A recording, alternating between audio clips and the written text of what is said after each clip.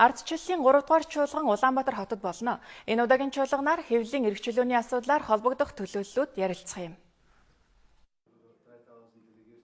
Ардчлалын 3 дугаар чуулганы үеэр Монгол улс болон холбооны бүгд найрамдах Герман улсын олон нийтийн зарим байгууллага болон эрдэмтэд судлаачдын төлөөлөл хэвлэл мэдээллийн салбарын төлөөлөгчдийн хувьд хэвлэл мэдээллийн эрх чөлөөний асуудлаар хэд хэдэн чиглэлийн илтгэл тавьж хилцүүлэг өрнүүлэхээр төлөвлөсөн ба.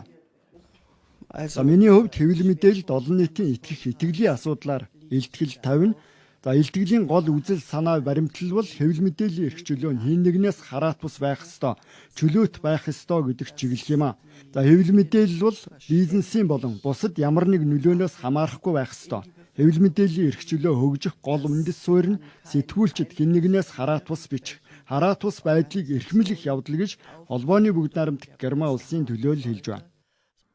Ардчлалын чуулганд оролцох холбооны бүгд найрамдах Герман улсын төлөөлөгчдийн хувьд Монголын хэвлэл мэдээллийн эрх чөлөөний тухай хуулийн үзэл баримталтай танилцсан байна. Монгол дахь хэвлэлийн эрх чөлөөний өнөөгийн байдалд одоогоор үнэлэлт дүгнэлт өгөх боломжгүй. Харин маргаашийн чуулганы үеэр ярилцаж тодорхой ойлголттой болно гэсэн чиглэлтэй байна. Харин хэвлэлийн эрх чөлөөг үндсэн хуулиар тунхагласан хэдий ч жинхэнэ утгаараа төдийлөн хэрэгжиж чадахгүй байгаа. Тиймээс хэвлэл мэдээллийн хэрэгслийг аль нэг аж ахуйн нэгж хувь хүн улс төрчид эдийн засгийн бүлэглэлүүдийн нөлөөллөөс гаргахад чиглэсэн тодорхой хуулийн төслийг санаачлан бас тодорхой уриалгагч гаргана гэдгээ улсын хурлын гишүүн болд хэлж байна.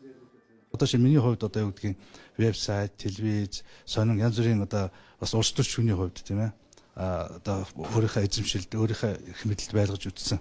Гэтэ энэ бүгдээс би бол одоо үлгэршийн үзүү татгалзаж байгаа. Тэгээ ер нь бүгдээрнгийн татгалзаасаа гэж уриалж байна. Тэгээ өнөөдөр ингэж өнөөдөр бид чөлөө төвлөлтөй болохгүй өнөөдөр Монголын одоо ирээдүйн ардчлалын амин сүнс бол өнөөдөр чухамдаа хэвлэлийн эрх чөлөөтэй шууд холбоотой. Ардчлалын 3 дугаар чуулганд оролцогчдын хувьд хэвлэл мэдээллийн хараат бус байдлыг хангах, мэдээллийн их сурвалжийн баталгаатай байдалтай холбогдох асуудлуудаар ярилцаж, олон улсын туршлага нийтлэг жишгийн талаар санал солилцсон гэсэн чиглэлтэй байгаа юм.